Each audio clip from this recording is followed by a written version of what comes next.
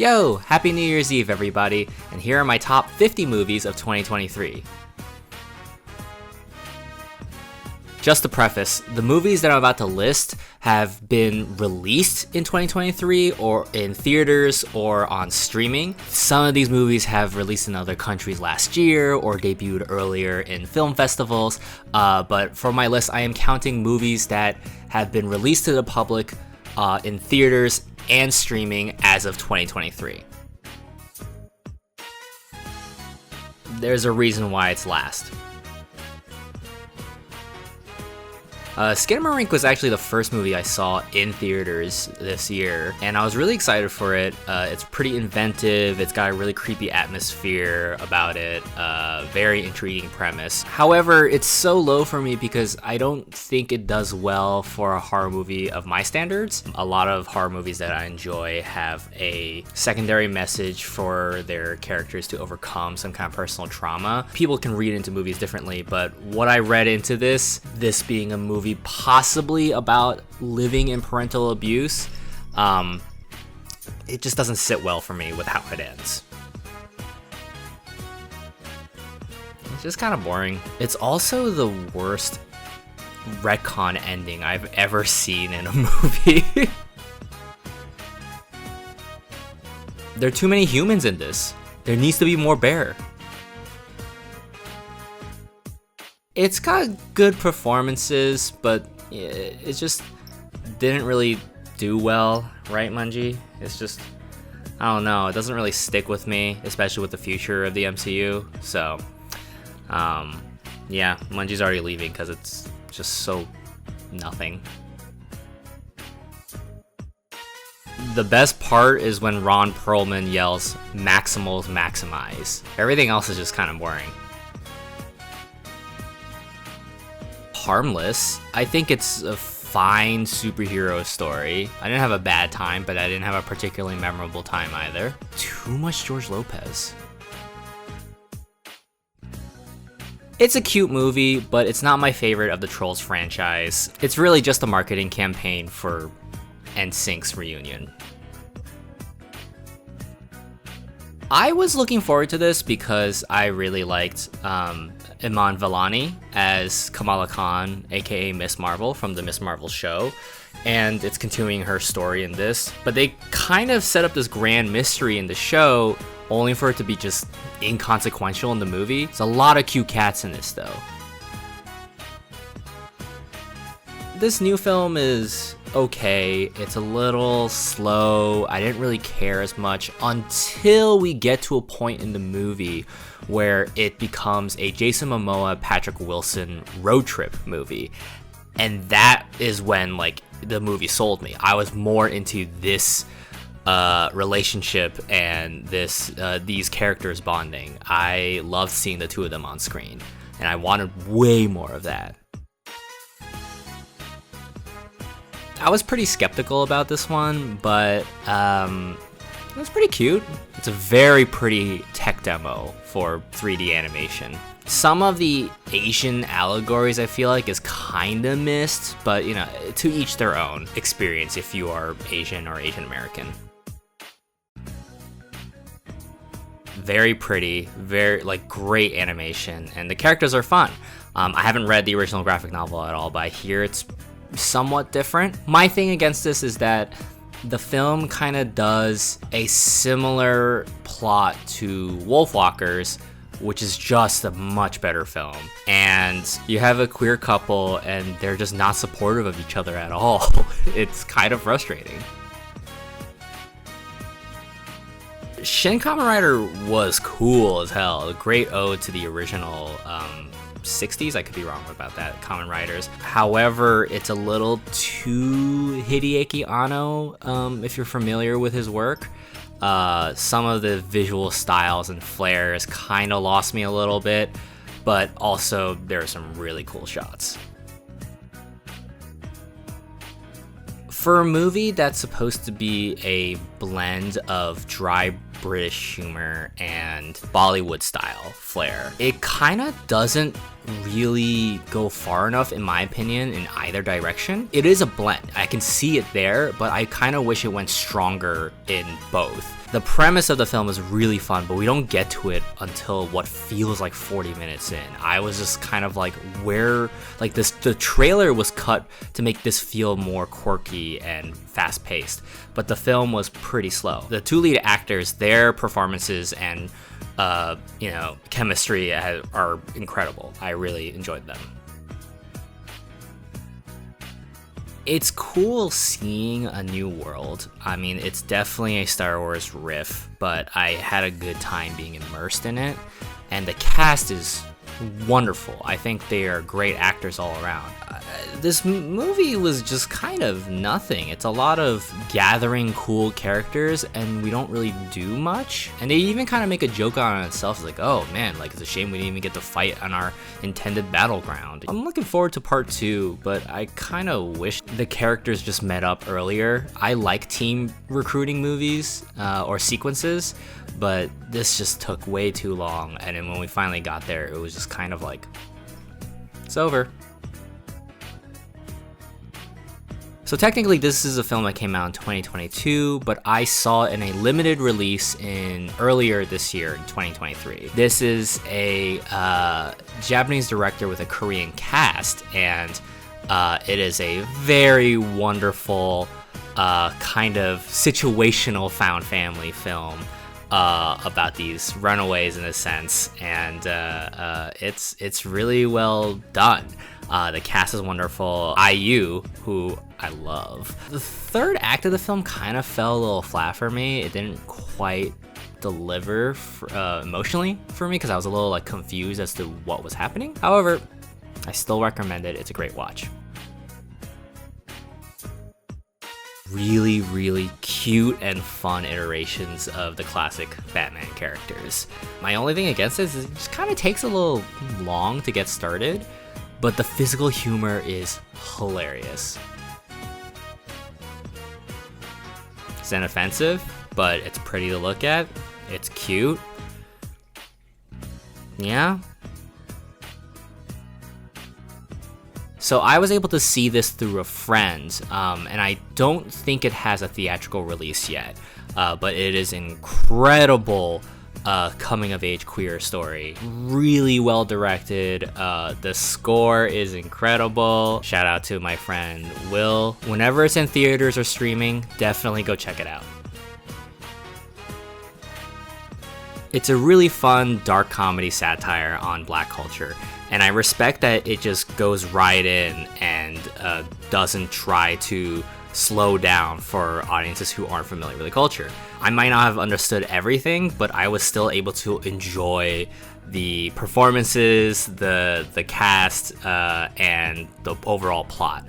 I do wish the third act twist was a little stronger, but all in all, still a great film. Looking forward to the next one.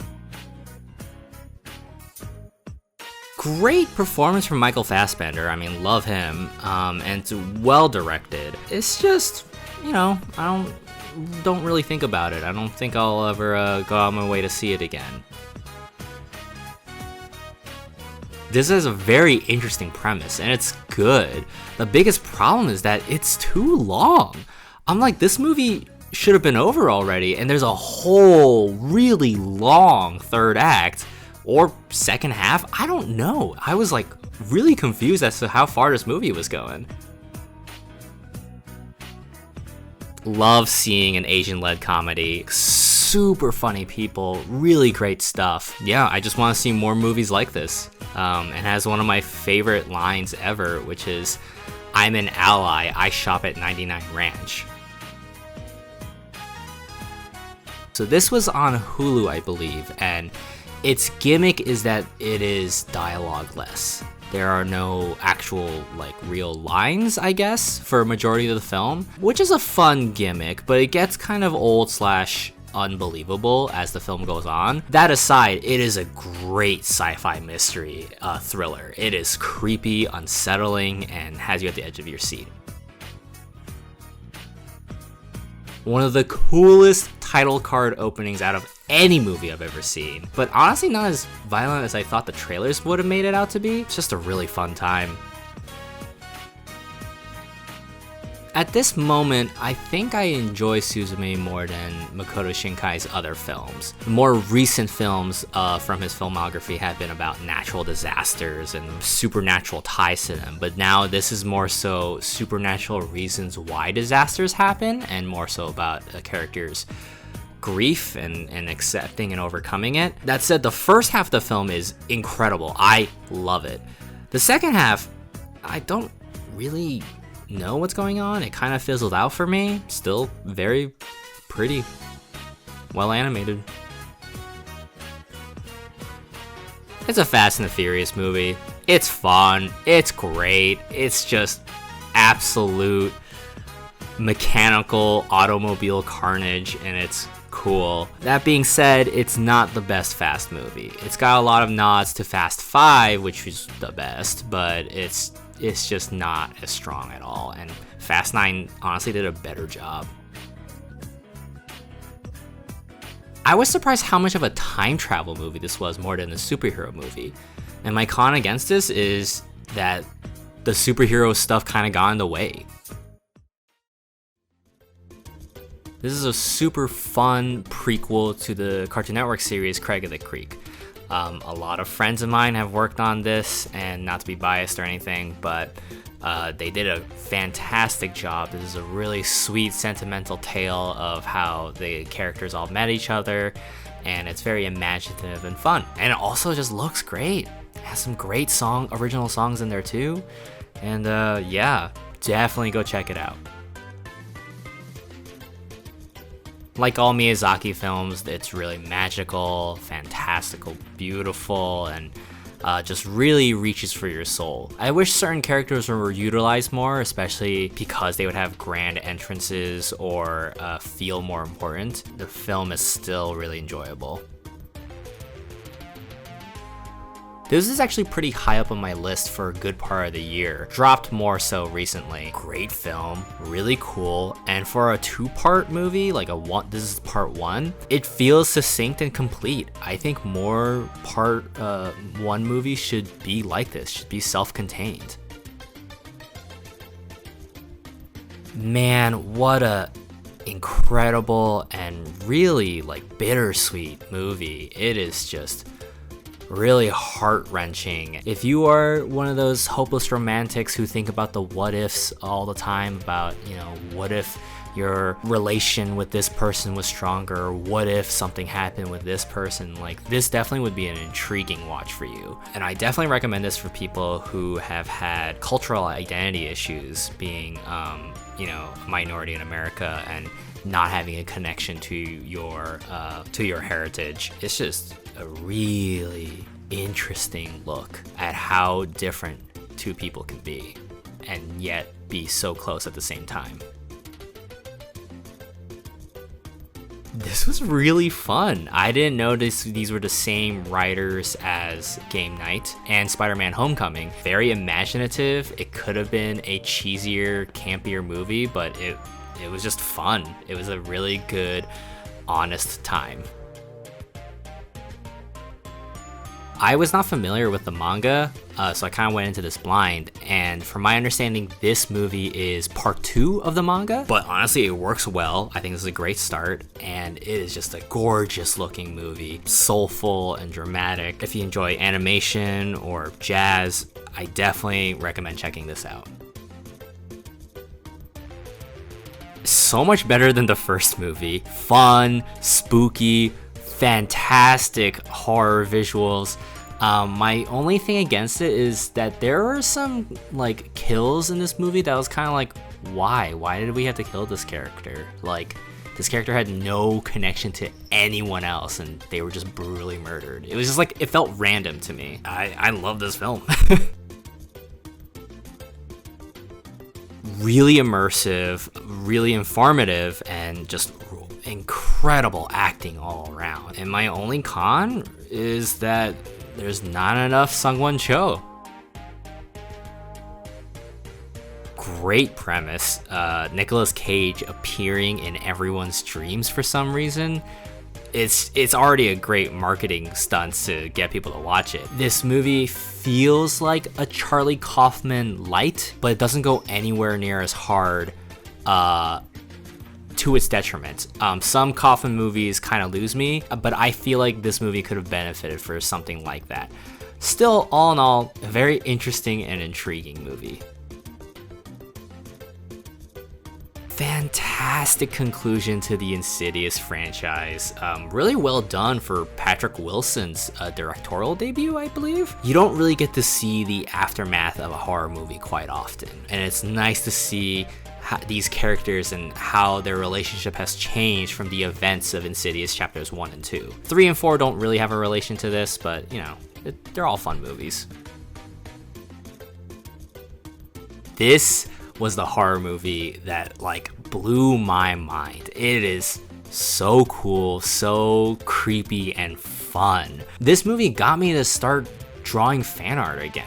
I was so compelled by this movie to just do something for it. And again, this movie is so cool and creepy. Get some friends, watch it. It is a good time. One of the coolest endings in any horror movie. I love Yorgos Lanthimos. The Lobster is one of my favorite movies of all time, and The Favorite is also wonderful. This movie is absolutely unhinged and quirky and weird, so just know that going in. But it is really well performed, has such an intriguing story, really fun time. There's not much else like it out right now. This movie rips. It's so good. It goes back to making Godzilla the nuclear bomb analogy that it is compared to the American Godzillas, and it has such a compelling human story. Like, I don't know why American monster movies are so bad at making, or like American Monster, Titan, whatever movies, like so bad at making human element stories, while this one is so ingrained into it, and the Godzilla parts are fucking sick. I really recommend it. It's incredible. I saw this pretty late in the year. I actually saw it yesterday to try and fill my quota for 50 movies. This movie is just so well made and so well told. And the cast is incredible. John Boyega, Jamie Foxx, Teyonah Parris, like they're so good in this. I love the three of them. Their chemistry is so much fun. And it's got a really interesting and eerie premise that I definitely recommend checking out. Oh, and it's so funny. It's just so funny. It's just a good time. Can't wait for the next one. I had an absolute blast. My only thing is I just wanted to see Megan like do more creepy stuff. It kind of took too long for Megan to turn, in my opinion. A visual feast. The characters are so fun.